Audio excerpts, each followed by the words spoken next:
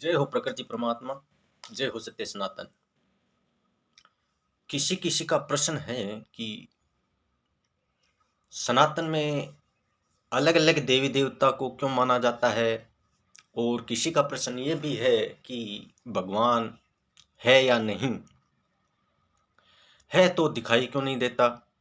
इसके इन दोनों के उत्तर में इस वीडियो में आपको इस हिसाब से समझाऊंगा। आपको समझ आ सकता है, नहीं आएगा तो उनका मेरे पास कोई तर्क नहीं है, लेकिन एक उदाहरण के थ्रू मैं आपको ये बता रहा हूँ। जैसे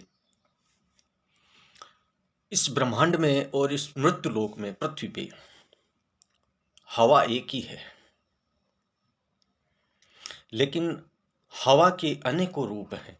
जैसे हमने ऑक्सीजन ली, कार्बन डाइऑक्साइड छोड़ी, पेड़ पौधों ने किसी ने कार्बन डाइऑक्साइड ऑक्साइड ली और ऑक्सीजन छोड़ी।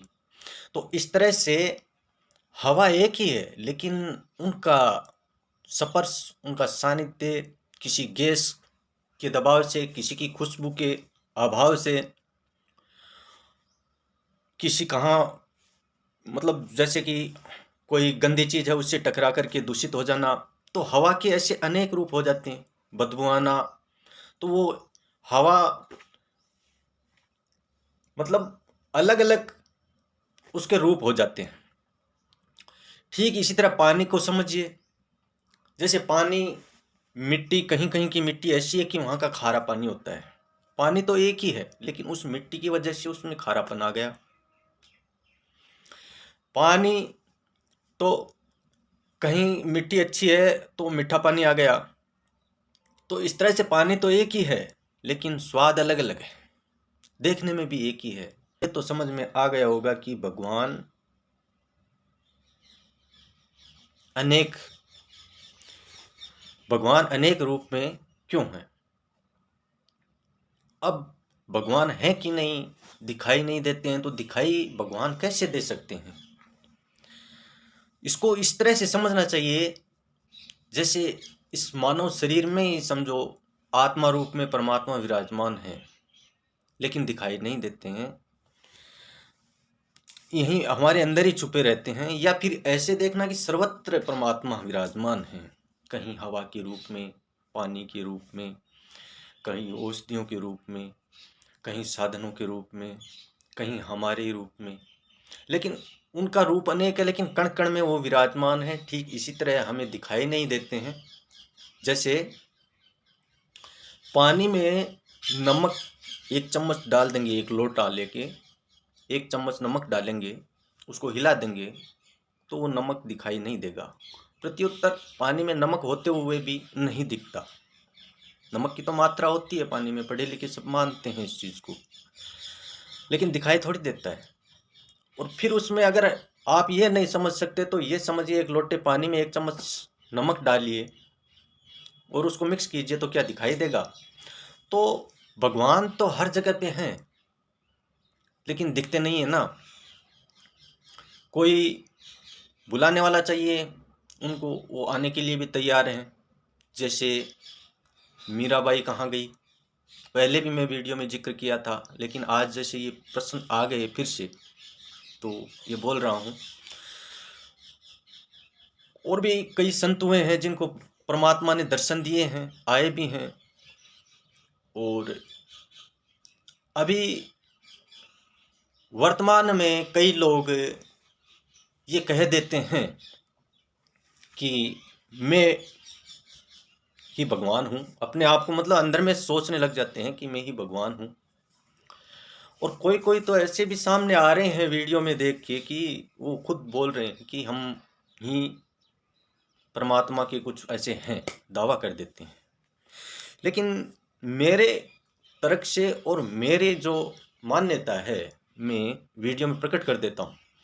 तो मेरा ये कहना है कि अगर जब परमात्मा, हाँ ये सही है, अवतार तो ले लिया है, क्योंकि संकेत मिल रहे हैं और इसी तरह का वातावरण बना हुआ है, लेकिन वो बोलेंगे नहीं कि मैं परमात्मा हूँ। वो समय आएगा ना, तभी बोलेंगे वो कि मैं परमात्मा हूँ। जैसे अर्जुन के पास समय आया था, उन्होंने 18 अध्याय उनको सुनाए थे। अर्जुन तब माना, उस समय उन्होंने उनको आत्मज्ञान दिया था, तब उसमें कहा था कि मैं ही हूँ परमात्मा। भगवान कभी नहीं कहेंगे कि मैं परमात्मा हूँ।